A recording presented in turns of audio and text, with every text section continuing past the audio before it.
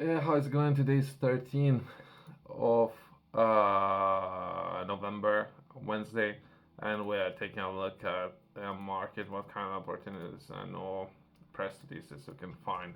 In today's video, we would be taking a look at some of the government's announcements that recently was announced yesterday.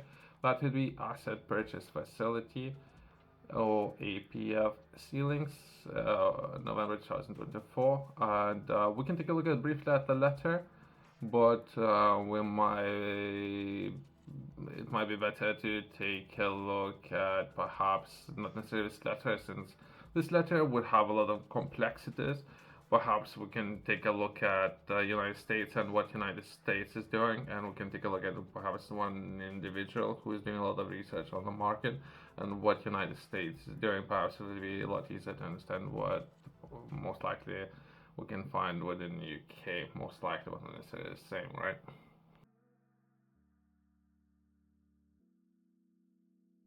Someone who is doing a lot of research on Federal Reserve, that would be some of the writers, American writers, economists, and senior editors of Mises Institutes and our think tank. I don't know that much about some of these individuals, but we're just looking to understand the monetary fund. And for people who like to do a little bit more of the deep dive, perhaps on different structures and the way how some of the structures would function, there are individuals who are doing a lot within different sectors, and they themselves are looking to understand economy and perhaps think tanks or perhaps advisory groups, right? This particular individual is most likely taking a look at those Austrian economics, right? And some of the work or books for people who are interested, would highly recommend to take a look at some of those books. But overall, that is a monetary fund and how monetary fund would function, right? That would be Federal Reserve, um, and what kind of function it might have, right? It might change by sometimes it can change overnight, right? But anyway, after printing money, purchase mortgage-backed securities, right? So it's something that we had a lot of incidents in the past, right? When it comes to prices, and sometimes those policies can be adjusted, right? The Federal Reserve can engage in such activities, especially as a part of its monetary policy to influence economy, right? When the Fed prints money, also refer to expanding of monetary supply throughout policies like quantitative easing. It often buys financial assets such as treasury bonds and mortgage-backed securities, or they could potentially purchase a lot of houses, right? If they would print that money, they might consider investing into purchasing a lot of housing or real estate, right? They would invest that money, and perhaps by doing that would inflate prices of assets, right? So that could lead to some of those measures, right, over time, right? Well, anyway, from there, I thought it might be important to touch. Not necessarily that UK is doing it, but most likely some of those institutions have they're doing a lot of all kind of different activities, including printing money, right? Federal Reserve, right? From there, let's perhaps progress and let's take a look at Europe.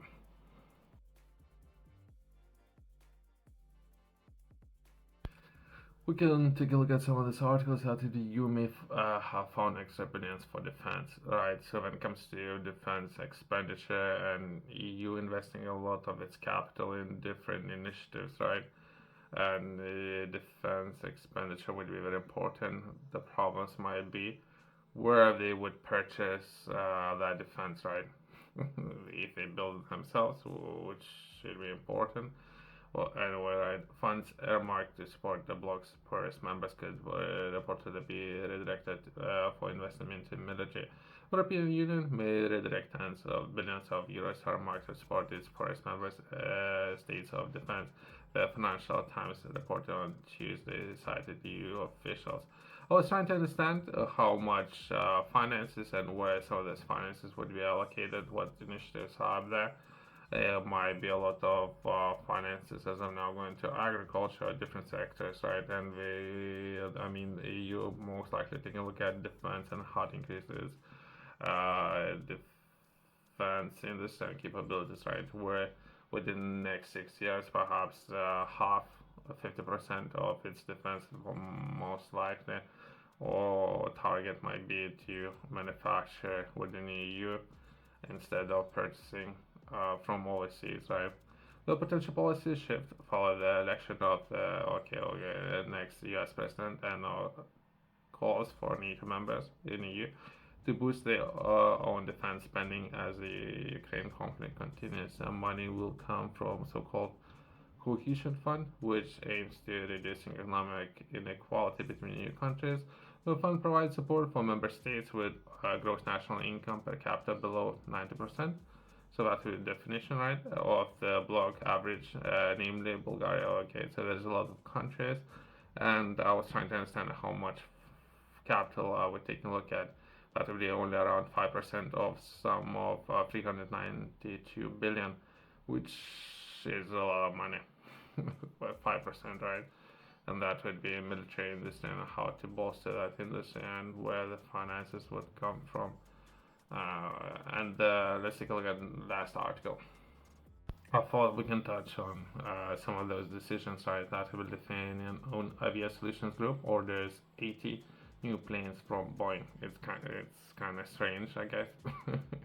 but, well, anyway, so I thought we can take a look at the last article and let's try to understand what's going on, right? That is the Avia Solutions Group.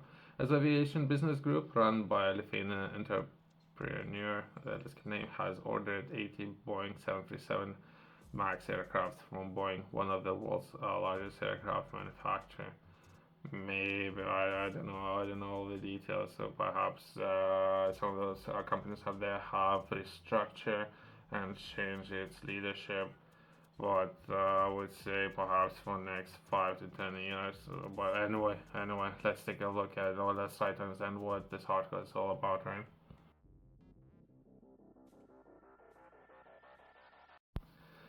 Avia Solutions on Tuesday has agreed on a confirmed order for 40 aircraft, right, of first refusal for a further 40 aircraft, so in 18 total, right?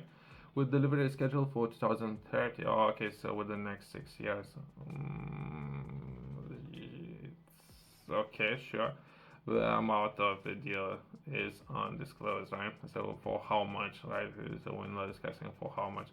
According to the company, it's the first time in the history of aviation that ICMI company the leases aircraft complete crew maintenance and insurance in order this many planes directly from the manufacturer. According to the group, the order is part of IGM's expansion strategy to meet the airline's growing demand of additional capacity around the world during seasonal peaks. Okay, sure. In order for new Boeing aircraft is an important strategic step that would allow us to better manage the seasonal challenges in the future. This is second-breaking transaction that will help our group enter a new phase of sustainable growth. Sure. I don't know all the details, and we're not discussing for how much, right? SAG fleet of 220 aircraft already included 14 Boeing 737-8 MAX aircraft with a capacity of 189 passengers. The group claims to be the world's largest ICMI service group, with more than 250 companies providing a wide range of aviation services. The group employ approximately 40,000 people. Okay, let's progress.